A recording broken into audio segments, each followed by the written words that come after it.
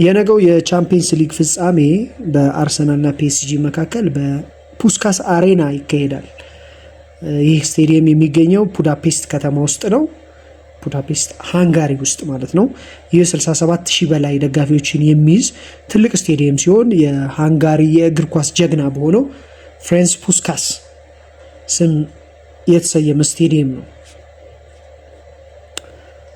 ነገ ማታ ስቴዲየሙ በመብራቶች ተሽቆጥቁጦ ሁለት ታላላቅ ክለቦችን ይጠብቃል። ሁለት የተለያዩ ታሪኮች ያላቸው ክለቦችን ግን አንድ ትልቅ ህልም ያላቸውን ፒኤስጂን እና አርሰናልን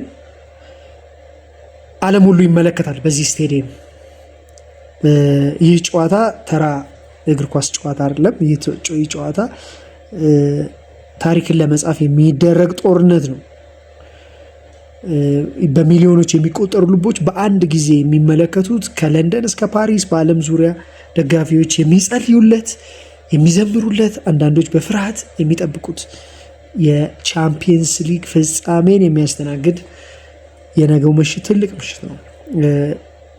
ለአርሰናል ደጋፊዎች ይህ ጨዋታ ተራ ጨዋታ አይደለም። በእርግጥ ለፒኤስጂ ደጋፊዎች ተራ ጨዋታ አይደለም። ይህ ለአርሰናል ደጋፊዎች ሲሆን ግን የተለየ ነገር ነው። ይህ ክለብ እንግዲህ እንደምናውቀው በጣም ትልቅ ታሪክ ያለው ክለብ ነው። ጀግኖች ያሉበት፣ ፍቅር ያለበት ክለብ ነው። ግን አንድ ህልም ሁል ጊዜ ከእጃቸው ያመልጣቸው ነበር እስካሁን ድረስ። ቻምፒየንስ ሊግ ከተጀመረ ጀምሮ የቻምፒየንስ ሊግ ዋንጫን አንስተው አያውቁም። በ2006 አርሰናል ለመጀመሪያ ጊዜ ወደ ፍጻሜ ደርሶ ነበረ። ደጋፊዎች በጣም ትልቅ እምነት ነበራቸው። ምክንያቱም ቡድናቸው በዛ ሰዓት በጣም ወርቃማ የሚባለው ጊዜ ላይ ነበረ። የነ ቴሪ ሄነሪ ጊዜ ነበረ። ግን በመጨረሻ ምን ያደርጋል በባርሴሎና ተሸንፈው ዋንጫውን ለማጣት ተገደው ነበረ። በዚያ ምሽት ብዙ የአርሰናል ደጋፊዎች ልብ ተሰብሯል።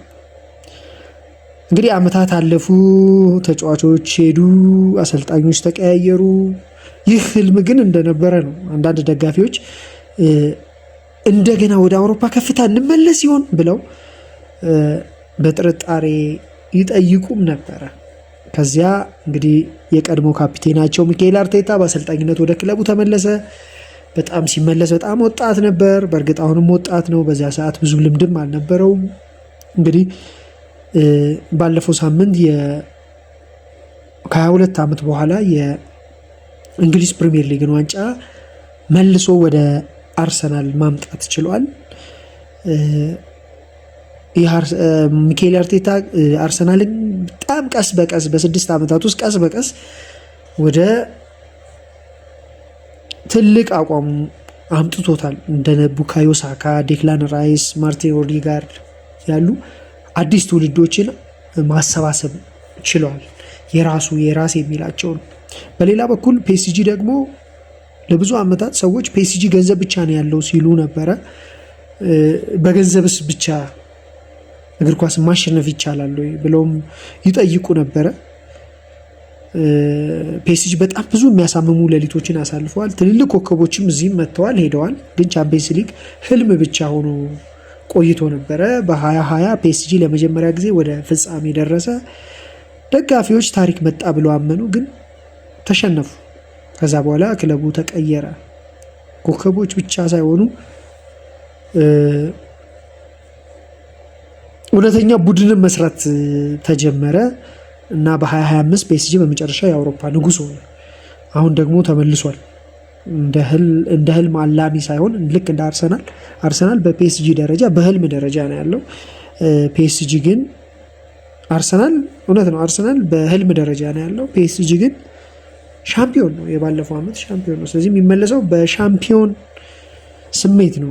የነገው ጦርነት በአንድ ትልቅ ስቴዲየም ውስጥ ይካሄዳል። ስቴዲየሙ ደጋፊዎችን ብቻ ሳይሆን ስሜትንም ቆንጥጦ የሚይዝ ይሆናል። ቀይና ነጭ የተሞሉ የአርሰናል ደጋፊዎች፣ የሰማያዊና ቀይ የተሞሉ የፒኤስጂ ደጋፊዎች መዝሙሮች ስቴዲየሙን ያናውጡታል። አንዳንድ ደጋፊዎች ለዚህ ቀን ሙሉ ህይወታቸውን ጠብቀዋል።